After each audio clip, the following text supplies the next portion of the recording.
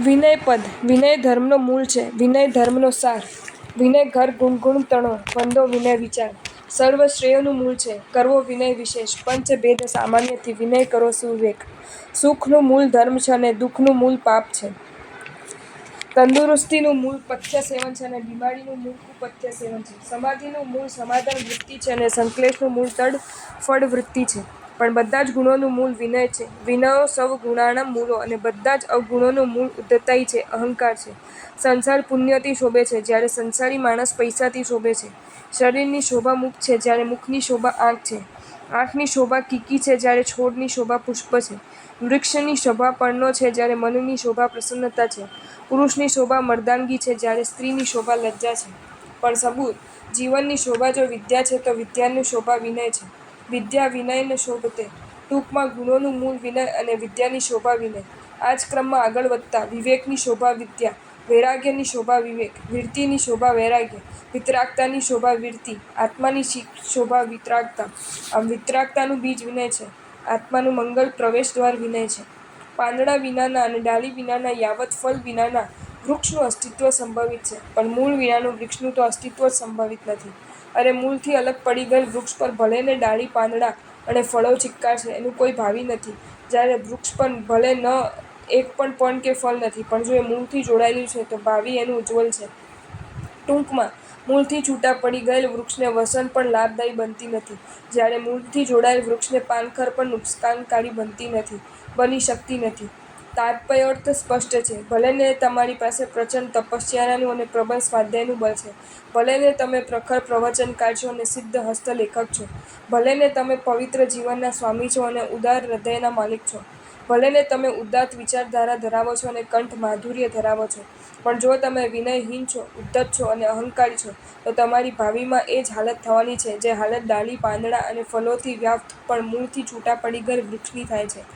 આની સામે ભલે આજે તમારી પાસે આરાધના વૈભવ કે ગુણ વૈભવના ક્ષેત્રે નોંધપાત્ર કહી શકાય એવું કશું જ નથી, પણ જો તમારી પાસે વિનય છે, વિનમ્રતા છે, નિર્ભીમાનતા છે, તો તમારું ભાવિ પર્ણહીન, ફલહીન છતાં મૂળથી બંધાયેલું વૃક્ષવત ઉજ્જવલ છે. ટૂંકમાં, હૃદયના બહુમાન ભાવ સાથે ગુણીજનોના ચરણોમાં ઝૂકતા રહીને એમની પાસે રહેલ ગુણ વૈભવને પોતાનો કરી લેવાની કળા, એનું નામ છે વિનય.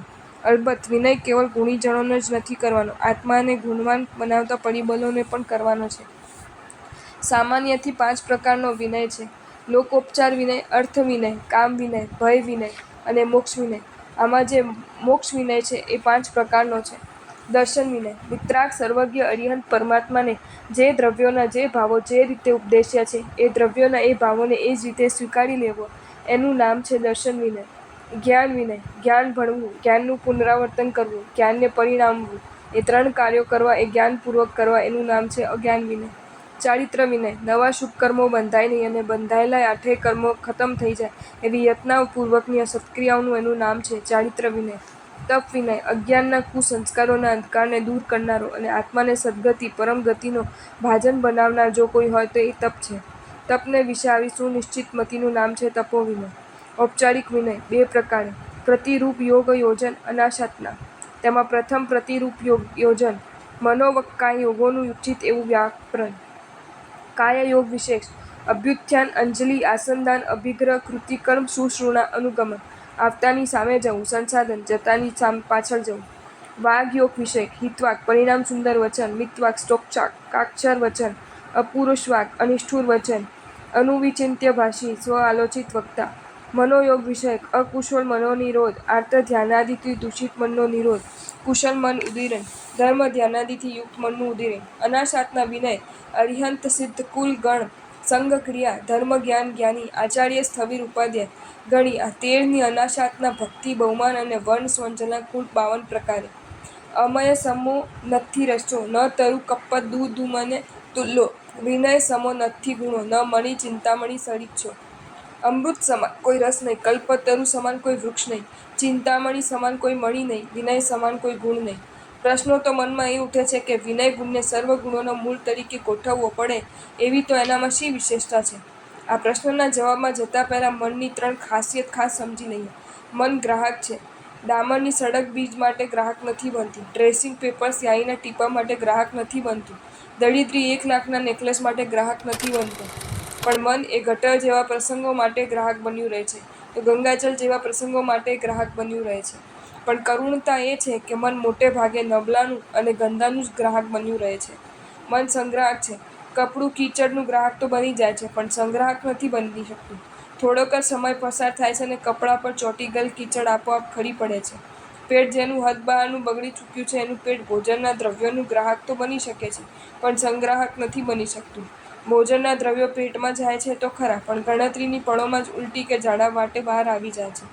પણ મન, એનામાં ગ્રાહક સાથે સંગ્રાહક બનવાની પણ પ્રચંડ ક્ષમતા છે. પ્રભુના દર્શન કર્યા પછી પ્રભુના નયનરમ્ય રૂપને એ સંગ્રહિત કરી શકે તો વિજાતીય શરીરના દર્શન કરીને એના રૂપને એ સંગ્રહિત કરી શકે છે. આમાં પણ મનની નબળી કડી એ છે કે સમ્યકના સંગ્રહમાં જેટલું રસ ધરાવે છે, એના કરતાં કઈ ગણો રસ તો ગલતના અને ગંધવાળના સંગ્રહમાં ધરાવે છે. મન સર્જક છે. કોઠાર ઘઉં માટે ગ્રાહક અને સંગ્રાહક તો બની શકે છે, પણ સર્જક તો નથી જ બની શકતો. સર્જક તો ધરતી બની શકે છે. ફૂલદાની ફૂલ માટે ગ્રાહક અને સંગ્રાહક તો બની શકે છે, પણ સર્જક તો નથી જ બની શકતા. સર્જક તો છોડ જ બની શકે છે. પણ મન અનુમાન, કલ્પના અને ભાવનાના આધારે સર્જક પણ બની રહે છે. કલ્પનાના માધ્યમે ખુદને ખૂની અને વ્યભિચારી પણ બનાવી રહે છે, તો ભાવનાના આધારે ખુદને સજ્જન સંત યાવત પરમાત્મા પણ બનાવી રહે છે. આમાં પણ કરુણતા એ છે કે મનને ઉત્તમના સર્જનમાં એટલો રસ નથી જેટલો અધમના સર્જનમાં છે. શુભની ભાવનામાં એ લગભગ રમતું નથી અને ગંધવાળની કલ્પનામાં એ બહુધા અસમાનમાં જ ઉડતું રહે છે. ટૂંકમાં ગ્રાહક પણ નબળાનું, સંગ્રાહક પણ નબળાનું અને સર્જક પણ નબળાનું. મનને વિવેકી બનાવવું એ તો પડકાર છે, પણ વિનયી બનાવવું એ તો બહુ મોટો પડકાર છે. કારણ ઊંટને જેમ હિમાલય જામતો નથી, કુરૂપને જેમ દર્પણ જામતું નથી, તેમ મનને ઉત્તમ કે ગુણવાન કોઈ જ જામતું નથી. કારણ કે એમની આગળ પોતાનો અહં તૂટતો રહે છે અને મન બધું જ છોડી દેવા અને તોડી નાખવા એકવાર તૈયાર રહે છે, પણ અહંને છોડવા કે તોડવા એ ક્યારેય તૈયાર હોતું નથી. અને હકીકત એ છે કે વિનયવાન ત્યારે જ બની શકાય કે જ્યારે આત્મા અહંને નંબર 2 પર રાખી દેવા કે અહંની છાતી પર ચડી બેસવા તૈયાર હોય છે. શું કહું, આ જગતમાં જેમાંથી કશું જ સારું નીપજી ન શકે એવું કોઈ એક જ પરિબળ હોય તો એનું નામ જો અહંકાર છે, તો તમામ પ્રકારની તારાજી અને ખરાબી સર્જવાની કોઈ એક પરિબળમાં જો તાકાત હોય તો એ તાકાતનું નામ પણ અહંકાર છે. આવો ખતરનાક અહંકાર જો ક્યારેય હારતો નથી, તો એ સ્થાન માત્ર વિનયનું જ છે. વિવેકમાં અને ઉદારતામાં, પવિત્રતામાં અને સાધનામાં અહંકાર હજી પોતાના સ્થાનને અકબંધ રાખી શકે છે, પણ વિનયમાં તો એને પાછળ ધકેલાવું જ પડે છે. અને આ જ કારણ છે વિનયને સર્વ ગુણોના મૂળના સ્થાને પ્રતિષ્ઠિત કરી દેવાનું. જેમ સર્વ મીઠાઈમાં કોમન ફેક્ટર મીઠાશ છે, તેમ સર્વ સાધનામાં કોમન ફેક્ટર વિનય છે. આમેય જે ગુણની ઉપાસના તીર્થંકર નામકર્મની ભેટ આપી શક્યો, એ ગુણ મામૂલી કે મૂલ્યહોન તો ન જ હોઈ શકે. વિનયપદ સંસારમિ આષાઢે સુગુણ વૃક્ષસ્ય મૂલં મનસોऽહંકારકૃતિહરં પજ્જ વિધેન લસતિ યેન સદ્વિદ્યા નમામિ તં વિનયં ભૂષણમ્. મનથી, વચનથી ને નયનથી નમ્ર થઈને હું રહીશ. નહીં કોઈનું બુરું બધું કડવા વચન સહુના સહીશ. 52 પ્રકારે આ પછી એક જ મને વર આપજો, ઓ વિનય! વિનયથી વિનવું, જીન નામનું મને દાન દો. જો તમને આ વિડીયો ગમ્યો હોય તો આ વિડીયોને લાઈક કરો અને શેર કરો, અને આવા જ નવા નવા વિડીયો જોવા માટે જૈન ફેક્ટ્સ એન્ડ સ્ટોરીઝની ચેનલને સબસ્ક્રાઈબ કરો. ધન્યવાદ.